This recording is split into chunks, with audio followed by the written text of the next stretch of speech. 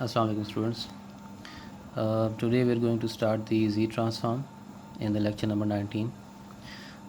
In the past 2 weeks, पिछले 2 weeks के अंदर जो है वो हमने लेप्लास ट्रांसफॉर्म कवर किया था और लेप्लास ट्रांसफॉर्म जो है वो कंटिन्यूस टाइम सिग्नल्स के एनालिसिस के लिए यूज़ होता है. सिमिलरली आज हमने स्टार्ट करना है Z ट्रांसफॉर्म और Z ट्रांसफॉर्म जो है वो यूज़ होता है that is used for the analysis of discrete time signals and systems. तो एक्स ऑफ एन जो है एक्स ऑफ टी हमारे टाइम डोमेन के अंदर सिग्नल की नोटेशन होती है और X of this small N ये हम यूज़ करते हैं for discrete time signal. X of T जो है वो कॉन्टीन्यूस टाइम के लिए होती है और एक्स ऑफ एन जो है ये डिस्क्रीट टाइम सिग्नल को एक्सप्रेस करने के लिए हम यूज़ करते हैं. तो सिंपल जब हम इसका जी ट्रांसफॉर्म लेते हैं तो हम इसको एक्स कैपिटल एक्स ऑफ जी से शो करते हैं जी ट्रांसफॉर्म को. तो इसका जो फार्मूला है वो ये है that is the sum from minus infinity up to positive infinity x of n z raised power minus n. तो ये इसका फार्मूला है जो हम यूज़ करेंगे जी ट्रांसफॉर्म को फाइंड करने के लिए सिग्नल्स के डिस्क्रीट टाइम सिग्नल्स के. तो अब इसका रिलेशन क्या है जी ट्रांसफॉर्म का डिस्क्रीट टाइम फोरियर ट्रांसफॉर्म के साथ. जिस तरह हमने लैप्लास ट्रांसफॉर्म में देखा था कि लैप्लास ट्रांसफॉर्म का फोरियर ट्रांसफॉर्म के साथ क्या रिलेशन होता है, तो सिमिलरली हम देखेंगे कि कंटिन्यूस टाइम फोरियर ट्रांसफॉर्म का हमने देखा था लैप्लास के साथ और डिस्क्रीट टाइम फोरियर ट्रांसफॉर्म का रिलेशन हम देखेंगे जी ट्रांसफॉर्म के साथ. तो जी जो है that is a complex variable और इसको हम यहाँ पोलर डोमेन में पोलर फॉर्म में लिखें तो आर ई रेज़ पावर जे ओमेगा इसको लिखते हैं. आर जो है that is the radius and omega is the angular frequency. तो अगर हम इस जी को पुट कर दें इक्वेशन 1 के अंदर, सो इसको अगर हम सॉल्व करें तो जी की जगह हमने ये पुट कर दिया, यहाँ पे जी की जगह हमने ये पुट कर दिया. तो उसके बाद इसको हमने सेपरेट कर लिया, आर को सेपरेट कर लिया, एक्सपोनेंशियल को सेपरेट कर लिया and then we assume that we say that if R is equal to 1, अगर आर को 1 कर दें तो यहाँ पे आर ख़त्म हो जाएगा और यहाँ पे भी 1 रेज़ पावर माइनस एन, तो वो 1 की पावर जो भी हो तो 1 रह जाता है. तो ये जो एक्सप्रेशन बनेगा, this expression is basically the expression of discrete time Fourier transform. तो डिस्क्रीट टाइम सिग्नल का जब हम फोरियर ट्रांसफॉर्म लेते हैं तो उसका जो एक्सप्रेशन है वो ये होता है X of E J omega equal to summation from minus infinity to positive infinity X of N E raise power minus J omega N. So that means कि जी ट्रांसफॉर्म जो है अगर उसमें हम जो उसका रेडियस है आर, उस रेडियस को अगर हम 1 कर दें तो वो जी ट्रांसफॉर्म फोरियर ट्रांसफॉर्म बन जाता है. दैट मीन्स कि अब ये आर जो है बेसिकली अगर हम इसको देखें तो आर जो है बेसिकली इसकी मैग्नीट्यूड है जी की. तो अगर हम यहाँ पे इसको दोबारा देखते हैं कि Z transform is the general transform and discrete time Fourier transform is the special form of Z transform with the magnitude of Z equal to 1. तो R जो है that is basically the magnitude of the Z complex variable. अगर हम उसके magnitude को 1 कर दें तो 1 करने से क्या होगा, अब इसका प्लॉट अगर हम देखें तो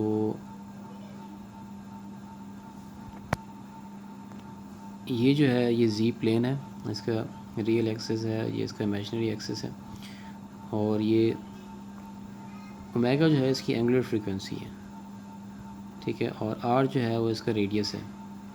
यानी जैसे ये जो शेप बनी हुई है हमने बनाया है radius R is equal to 1, तो ये यूनिट सर्कल है इसके, यानी कि इसके जी मॉड जो है वो इक्वल टू 1 है और ओमेगा जो है वो इसकी एंगुलर फ्रीक्वेंसी है. तो ये जी प्लेन है, तो ये from the origin up to infinity ये जी प्लेन चलता है. अब इस जी प्लेन के अंदर अगर हम आर को 1 कर दें, कांस्टेंट कर दें, तो ये यूनिट सर्कल बनता है और इस यूनिट सर्कल को अगर हम मैथमेटिकली एक्सप्रेस करें इस यूनिट सर्कल के ऊपर जी ट्रांसफॉर्म को, तो वो ये बनता है ई रेज़ पावर जे ओमेगा, क्योंकि आर 1 हो गया. तो इसलिए जो डिस्क्रीट टाइम फोरियर ट्रांसफॉर्म है वो सिर्फ जी ट्रांसफॉर्म के यूनिट सर्कल के ऊपर एग्जिस्ट करता है. तो इसलिए हम कह रहे हैं कि जो जी ट्रांसफॉर्म है that is a general transform and D T F T discrete time Fourier transform is a special form of Z transform with z mod या z magnitude equal to 1. So DTFT exists only on the unit circle of Z transform. तो ये जी transform का और discrete time Fourier transform का आपस में जो relation है वो ये है। अच्छा जी, तो उसके बाद types of Z transform, similarly Laplace transform की तरह ये भी यूनिलेटरल होता है और बाईलेटरल होता है जी ट्रांसफार्म। तो यूनिलेटरल मीन वन साइडेड इसको हम कहते हैं, और from n is equal to 0 to infinity, positive infinity तक होता है इसकी रेंज, और बाईलेटरल के अंदर ये माइनस इन्फिनिटी से अप टू पॉजिटिव इन्फिनिटी तक होता है। Similarly, so like Laplace transform, the Z transform is also defined with the region of convergence. तो जब हम इसका किसी भी सिग्नल का Z ट्रांसफॉर्म निकालते हैं तो हम डिफ़ाइन करते हैं कि इसका रीजन ऑफ कन्वर्जेंस क्या है, कहाँ पे कन्वर्ज कर रहा है। तो अब रीजन ऑफ कन्वर्जेंस को फाइंड करने के लिए the R C of the Z transform of any signal x of n consists of the values of z for which x of n r s power minus n is absolutely summable। तो mathematically अगर हम इसको define करें तो इस तरह define करेंगे, तो ये जो टर्म है this whole term should be less than infinity और दिस शुड बी समेबल। चूँकि समेशन का साइन है इसलिए हम इसको समेबल कहते हैं। कॉन्टिन्यूस के टाइम के अंदर इंटीग्रेशन का साइन होता है तो उसको हम इंटीग्रेबल कहते हैं, तो यहाँ पे हम इसको समेबल कहेंगे। तो कन्वर्जेंस डिपेंड करती है सिर्फ जो हमारा आर होता है या जी मॉड जो होता है उस पर डिपेंड करती है, ओमेगा पे डिपेंड नहीं करती। तो अब आर पे डिपेंड करती है, तो therefore any value of Z where Z transform converges the R O C will contain all values of omega making R O C a ring. तो अगर इस जी प्लेन को अगर हम देखें तो जी प्लेन के अंदर किसी भी वैल्यू जो आर की वैल्यू है वो डिफ़ाइन करती है कि रीजन ऑफ कन्वर्जेंस वहाँ पे स्टार्ट हो रहा है या एंड हो रहा है, जो भी है। तो ये आर जो होता है ये डिफ़ाइन करता है कि रीजन ऑफ कन्वर्जेंस की बाउंड्री क्या है, और ओमेगा इस पे डिपेंड नहीं कर रहा होता। तो इसलिए आर की हर वैल्यू के लिए ओमेगा की हम सारी वैल्यू लेते हैं रीजन ऑफ कन्वर्जेंस को डिफ़ाइन करने के लिए। So when value of R and all values of omega which makes the region of convergence a ring. तो रीजन ऑफ कन्वर्जेंस जो है वो बेसिकली एक रिंग बनता है जी ट्रांसफॉर्म के अंदर, चूँकि ये आर पर डिपेंड कर रहा होता है, और आर जो है that is the magnitude of the Z. तो जी की कोई भी मैग्नीट्यूड है वो जहाँ पर भी आ रही है, फॉर एग्जांपल यहाँ पे आ रही है, तो उस पॉइंट के ऊपर ओमेगा की सारी वैल्यूज़ उसमें शामिल होंगी, तो इसलिए ये सर्कल बनेगा। तो जी ट्रांसफॉर्म के अंदर जब भी हम इसको प्लॉट करेंगे तो हम एक सर्कल प्लॉट करेंगे, ठीक है। अच्छा जी, तो हम इस अब जो है दो एग्जांपल्स देख लेते हैं, 10.1 और 10.2 एग्जांपल्स हैं दो, बिल्कुल उस तरीके से जिस तरह हमने लैप्लास ट्रांसफॉर्म के अंदर दो 9.1 और 9.2 एग्जांपल्स देखी थी। उसमें जो 9.1 एग्जांपल थी वो एक एक्सपोनेंशियल कॉन्टिन्यूस एक्सपोनेंशियल सिग्नल था और राइट साइडेड सिग्नल था, और 9.2 के अंदर जो है वो एक एक्सपोनेंशियल सिग्नल था और लेफ़्ट साइड सिग्नल था माइनस के साथ। तो उसी सिग्नल को अगर हम डिस्क्रीट टाइम में डिफ़ाइन करें उसी तरह के सिग्नल को, तो वो ये बनेगा x of n is equal to a raise power n u of n. तो यू ऑफ एन ये डिफ़ाइन कर रहा है कि आपका सिग्नल जो है वो राइट साइडेड सिग्नल है। तो यहाँ पे हम सिग्नल की नोटेशन की बजाय सीक्वेंस यूज़ करेंगे, क्योंकि ये डिस्क्रीट टाइम होता है तो डिस्क्रीट टाइम के अंदर उसको सीक्वेंस कहते हैं। तो हमारा एक्स ऑफ एन जो है that is right sided sequence, ठीक है। और ए की जो वैल्यू है वो हम कह रहे हैं कि 0 और 1 के बीच में, तो 0 1 के बीच के अंदर पॉजिटिव वैल्यू होगी तो ये इसका जो एक्सपोनेंशियल है वो इस तरह डिके करेगा। तो अगर हमारे पास ये सिग्नल है, इसका हमने जी ट्रांसफॉर्म निकालना है, तो हम इसको यहाँ से उठा के एक्स ऑफ एन की जगह यहाँ पे पुट करेंगे इक्वेशन के अंदर, और उसके बाद इसको सॉल्व करेंगे। पुट कर दिया, पुट करने के बाद ये यू ऑफ एन की जगह ये लिमिट्स लगा दें 0 टू इन्फिनिटी। उसके बाद हमने एन जो है वो कॉमन ले लिया, एन की पावर। तो अब ये जो है ए जी इन्वर्स, अब हम ये कह रहे हैं, अज्यूम कर रहे हैं कि दिस इज़ एब्सोल्युटली समेबल। तो इफ़ यू रिमेंबर कि आपके पास अगर कोई सिग्नल है, यानी इसकी जो वैल्यू है ए जी इन्वर्स की value, if the value of A Z inverse is less than 1 then this will be absolutely summable. तो ये हमने शुरू के चैप्टर्स में चैप्टर नंबर 1 में शायद देखा था कि अगर हमारा जो सिग्नल है एब्सोल्युटली समेबल है तो उसको हम क्लोज फॉर्म में लिख सकते हैं। तो उसकी क्लोज फॉर्म जो है वो ये होती है 1/1 माइनस ए जी इन्वर्स, जो इसकी वैल्यू होती है, ठीक है। तो फॉर एग्ज़ाम्पल अगर इसकी वैल्यू 0.5 है ए जी इन्वर्स की जगह, तो ये होगा 1/1 माइनस 0.5। तो ये एक्स ऑफ जी जो है ये उसकी क्लोज फॉर्म आ जाएगी, यानी टोटल जो उसका सोल्यूशन है वो इसके बराबर होगा। अच्छा, तो उसको यूज़ करते हुए हमने यहाँ इसकी क्लोज फॉर्म लिख ली और उसके बाद हमने ऊपर नीचे जी से मल्टीप्लाई कर दिया। जी ऊपर आ गया और नीचे जी माइनस ए आ गया। अब ये हमारे पास बन गया एक्स ऑफ जी। अब यहाँ पे हमने देखना है कि इसका ज़ीरो कहाँ पे है, पोल कहाँ पे है। तो पोल जो है वो हम यूज़ करते हैं रीजन ऑफ कन्वर्जेंस को डिफ़ाइन करने के लिए। तो इसलिए इसका जो पोल है वो हम इसके जो डिनोमिनेटर है उसको इक्वल टू ज़ीरो करते हैं। तो Z is equal to A, that means के पोल जो है वो हमारा ए के ऊपर है।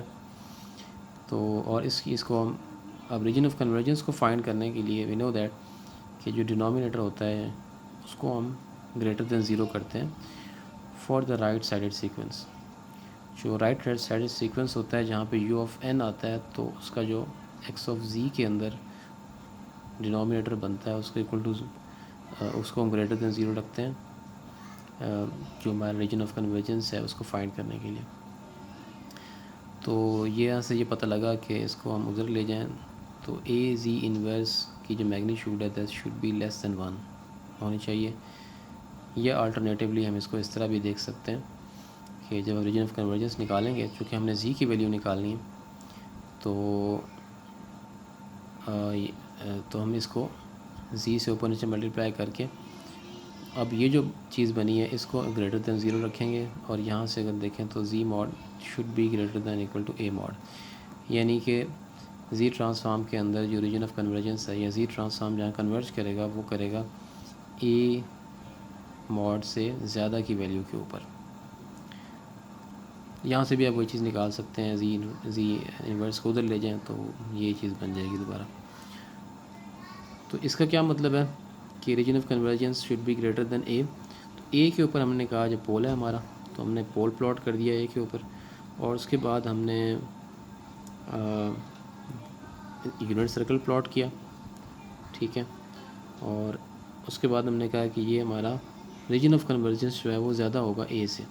तो ए के ऊपर यानी ए को जो ही हम ए के ज़्यादा जब वैल्यू होगी when Z is greater than A, तो रीजन ऑफ कन्वर्जेंस स्टार्ट हो जाएगा। सो पोल जो है वो ए के ऊपर है और उसके ऊपर जो वैल्यू जो ही ए से इंक्रीज़ करेगी जी की वैल्यू, रीजन ऑफ कन्वर्जेंस जो है वो स्टार्ट हो जाएगा। या इसको हम यूँ कह सकते हैं कि region of convergence is outside of the pole और पोल लोकेशन, ठीक है। तो ए हमने कहा था कि ए जो है वो 0 1 के बीच में शुरू में कहा था कि एग्जिस्ट करता है। तो ए जो है वो 0 और 1 के बीच में यहाँ पे एग्जिस्ट करता है।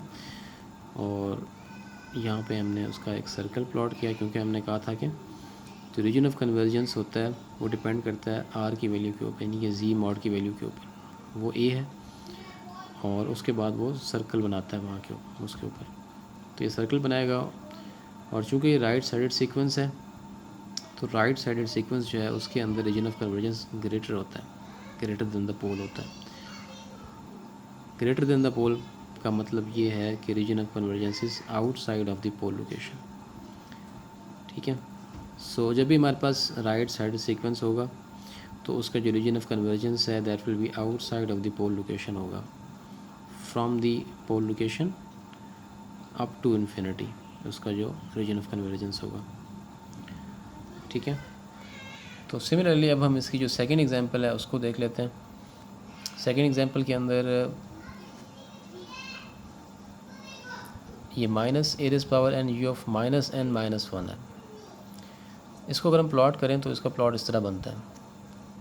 चूँकि ये u of minus n minus 1 है तो इसलिए ये 0 से स्टार्ट नहीं हो रहा, ये -1 से स्टार्ट हो रहा है, ठीक है। और माइनस के साथ इसकी मैग्नीट्यूड है तो इसलिए नेगेटिव साइड के ऊपर इसकी इम्पल्सेस बन रही है इस सीक्वेंस की। तो इसको सिंप्लीफाई करें, एक्स ऑफ एन की जगह इसको पुट करें, तो हमने इसको पुट कर दिया, माइनस बाहर निकाल लिया, एन को कॉमन ले लिया हमने यहाँ पे, सॉरी यहाँ पे हमने पहले इसकी लिमिट लगाई, ये minus infinity up to positive infinity है। तो यहाँ पे माइनस एन माइनस 1 जो है उसको यूज़ किया तो इसकी लिमिट माइनस इन्फिनिटी से -1 तक आ गई। उसके बाद हमने इसको इन्वर्ट किया लिमिट को। जब लिमिट को इन्वर्ट किया तो जो हमारी पावर्स थी वो भी इन्वर्ट हो गई। तो ए के साथ माइनस एन आ गया, ज़ी के साथ प्लस एन आ गया। अच्छा जी, तो यहाँ पे लिमिट्स इसकी इन्वर्ट हो गई। इन्वर्ट होने के बाद ये वैल्यूज़ ये इसके साथ पावर में नेगेटिव आ गया, प्लस एन माइनस एन हो गया, माइनस एन प्लस एन हो गया। उसके बाद हमने इसको कॉमन कर लिया एन की पावर में। अब इसकी जो लिमिट है वो 0 से इन्फिनिटी तक है, सॉरी 1 से इन्फिनिटी तक है। अब हमारे पास जो क्लोज फॉर्म एक्सप्रेशन है उसके अंदर हम कहते हैं कि हमारी 0 से इन्फिनिटी तक अगर कोई चीज़ हो एक्सपोनेंशियल हो तो उसको हम एब्सोल्युटली समेबल कह सकते हैं और उसको हम क्लोज फॉर्म में लिख सकते हैं। तो उसको हमने पहले क्लोज फॉर्म के लिए जो रिक्वायरमेंट है n = 0 to इन्फिनिटी वो पूरी करनी है।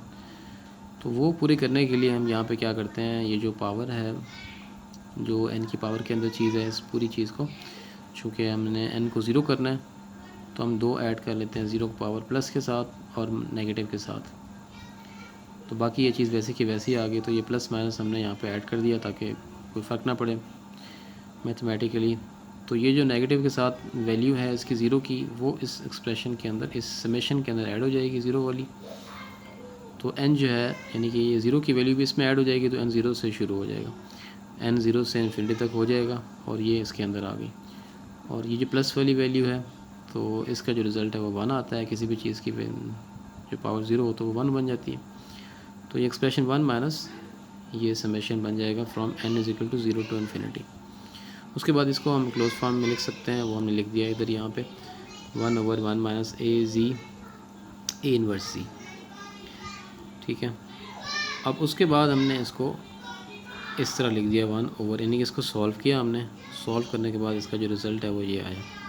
तो उसको हमने सॉल्व किया और यहाँ पे वो मैं क्विकली आपको दिखा देता हूँ। तो इसका एलसीएम ले लिया, एलसीएम लेने के बाद इसको सॉल्व किया तो ये चीज़ आ गई -a इन्वर्स z और 1 - a इन्वर्स z। तो उसके बाद हमने डिवाइड कर दिया ऊपर नीचे a इन्वर्स z से। तो ये ऊपर नीचे ख़त्म हो गया, 1 1 हो गया और इस 1 के नीचे आ गया ये। उसके बाद हमने इसको ऊपर ले आए तो a प्लस के साथ हो गया, z -1 के साथ आ गया। फिर हमने नीचे से -1 कॉमन ले लिया तो माइनस माइनस से ख़त्म हो गया और बाकी जो चीज़ बची वो 1/1 - a z इन्वर्स बचा। तो ये हमारे पास आ गया। तो ये एक्सप्रेशन और जो हमने यहाँ पे निकाला था ये एक्सप्रेशन, ये दोनों सेम है। तो एंड रिज़ल्ट जो है राइट साइडेड सीक्वेंस का और लेफ़्ट साइडेड सीक्वेंस का अगर इस फॉर्म में जो हमने देखी सेम होता है तो इसका भी एग्जैक्टली वही रिज़ल्ट होगा और इसका भी पोल जो है वो a के ऊपर होगा। लेकिन हमें पता है कि ये हमारा जो था u of -n - 1 ये हमारा लेफ़्ट साइड सीक्वेंस था। तो इसका रीजन ऑफ कन्वर्जेंस निकालते हुए तो जो हमारे पास यहाँ पे डिनोमिनेटर होता है उसको <0 करेंगे। ठीक है जी, तो राइट साइड सीक्वेंस के लिए this is >0, left side sequence के लिए दिस इज़ ऑलवेज <0।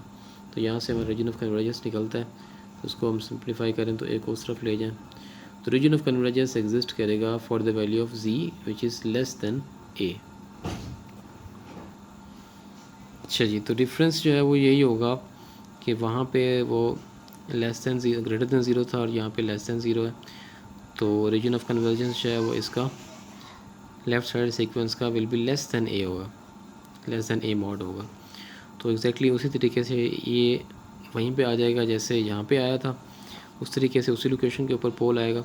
लेकिन अब जो रीजन ऑफ कन्वर्जेंस है दैट इज़ a, तो अंदर वाली साइड के ऊपर रीजन ऑफ कन्वर्जेंस जो है वो एग्जिस्ट करेगा, ऐसे ऊपर नहीं जाएगा। So for the right side sequence region of convergence is inside of the pole. अभी हम सिंगल पोल की बात कर रहे हैं तो उस पोल से अंदर वाली साइड पे होगा लेफ़्ट हैंड सीक्वेंस के लिए, और अगर राइट हैंड सीक्वेंस है तो उस पोल से आउटवर्ड होगा। ठीक है, मैथमेटिकली हम इसको इस तरह रिप्रेजेंट करेंगे, region of convergence z mod is a mod। ठीक है जी, तो ये दो केसेस हैं। इन दोनों केसेस के अंदर जो z ट्रांसफॉर्म है वो सेम आता है, लेकिन जो रीजन ऑफ कन्वर्जेंस है वो हमें डिफ़ाइन करना पड़ेगा। और राइट साइड सीक्वेंस के लिए region of convergence will be greater than the pole location, और लेफ़्ट साइड सीक्वेंस के लिए जो रीजन ऑफ कन्वर्जेंस है that is less than the pole location. या इसको हम इस तरह भी कह सकते हैं कि region of convergence is outside the pole location for the right sided sequence, and region of convergence is inside the pole location for the left side sequence.